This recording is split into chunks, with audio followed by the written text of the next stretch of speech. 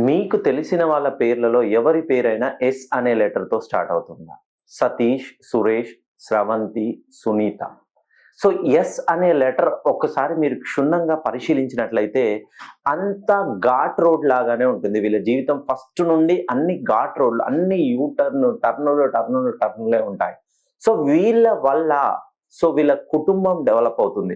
ప్రతీదీ వీళ్ళు రెస్పాన్సిబిలిటీగా ప్రతి బాధ్యత వీళ్ళు తన భుజాల మీద వేసుకుంటారు. కుటుంబ బాధ్యత మెయిన్‌గా ఎవరైతే ఇంటికి ప్రథమ సంతానం జన్మించారో, ఫస్ట్ పెద్ద కొడుకుగా గాని, పెద్ద కూతురుగా ఎవరైతే ఉన్నారో వీళ్ళు రెస్పాన్సిబిలిటీ షోల్డర్ చేస్తారు. కష్టాలన్నీ వీళ్ళు తీసుకుంటారు. వాటికి ప్రతిఫలాన్ని వీళ్ళ కుటుంబానికి అందింపజేస్తారు.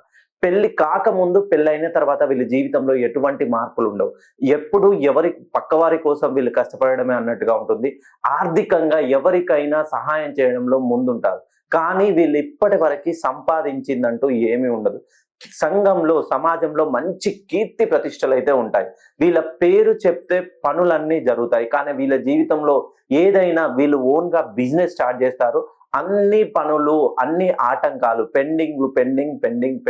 వీళ్ళ పేరు మీద ఇల్లు కొనుక్కున్నా కూడా అది పెండింగ్‌లోనే ఉంటుంది. ఏదైనా ఫ్లాట్ కొన్నా కూడా రిజిస్ట్రేషన్ వరకు పోతుంది. ఏదో ఒక రూపంలో ఆటంకాలు కలుగుతాయి. ఎవరైతే ఉద్యోగ ప్రయత్నాలు చేస్తున్నారో మెయిన్‌గా అబ్రాడ్‌లో ఉంటూ ఫారెన్‌కి వెళ్ళాలనుకునే వాళ్ళు, ఫారెన్‌లో ఉంటూ ఉద్యోగం కోల్పోయిన వాళ్ళు, ఒక్కసారి మీ పేరులో ఎస్ అనే లెటర్ స్టార్ట్ అయితే, ఎస్ అనే లెటర్ అనేది 180 డిగ్రీస్ బిలోనే ఉంటుంది. ఒక్కసారి మీ పేరుని 180 డిగ్రీస్ అబోవ్ కరెక్షన్ చేసుకొని చూడండి. మీకు రావాల్సిన అన్ని ఫెసిలిటీస్ మీరే పొందుతారు.